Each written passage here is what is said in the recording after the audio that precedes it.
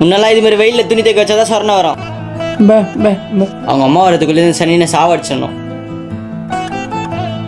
அம்மா இவ்வளோ வேகாத வெயில் அந்த அண்ணன் இதுக்குமா வேலை வாங்கினே இருக்கீங்க? அந்த நாய் தானே துவைக்குது, உனக்கு என்ன வந்துச்சு? அதான் வாஷிங் மிஷின் இருக்குல்ல, அதில் போட்டு துவைக்கலாம்ல. வாஷிங் மிஷின் ஓடும் தான், ஆனால் கரண்ட் பில் ஆகிடுமே. அப்புறம் நம்ம போடுற சோறுலாம் துண்டு இல்லை, அதான் வேலை வாங்குறேன். அம்மா நீங்கள் ஏன் தான் இப்படி பண்ணுறீங்கன்னு சுத்தமாக புரியலம்மா. போடா போய் படிக்கிற வேலையை பாடுறா போடா. நம்மளாலே வெயில் தாங்க முடியல, இந்த ஊமனாய் உட்காந்து எப்படி தான் துணி துவைக்குதோ. ஆனால் நம்மளுக்கு என்ன, நம்ம வேலை ஆகுதுல்ல. சற்று நேரம் கழித்து, அம்மா நம்ம வீட்டில் இன்னைக்கு பிரியாணியாம்மா? ஆமாப்பா, அம்மா பிரியாணி தான் செய்கிறேன். சரிம்மா சரிம்மா. அண்ணா அம்மா பிரியாணி செய்கிறாங்க, நம்ம 2 பேர் சேர்ந்து சாப்பிட்லாம். சரிண்ணா, நான் உள்ளே போய் படிக்கிறேன். நம்ம பையனுக்கு பிரியாணி கொடுப்போம், அந்த நாய்க்கு ரசத்தை கொடுப்போம், அதுக்கு இதுவே பெரிய விஷயம்.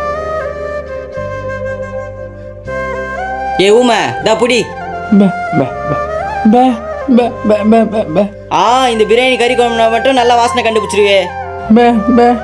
அந்த பிரியாணி எனக்கும் என் பையனுக்கும் கண்ண கண்ண நாய்க்கெல்லாம் தர முடியாது, மூடின்னு சாப்பிடு.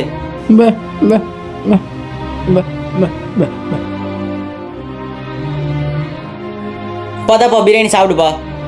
மா அந்த அண்ணனுக்கு போட்டு கொடுத்துக்கலாமா? புள்ள வெயில வேலை செஞ்சுல, லெக் பீஸ்லாம் போட்டு கொடுத்துருக்கேன்ப்பா, சாப்பிட்டு இருக்கான்ப்பா. அமுதா இருப்பா, கீழ் வீட்டுக்காரி கூப்பிட்றா, போயிட்டு வந்துடுறேன். சரிம்மா சரிம்மா.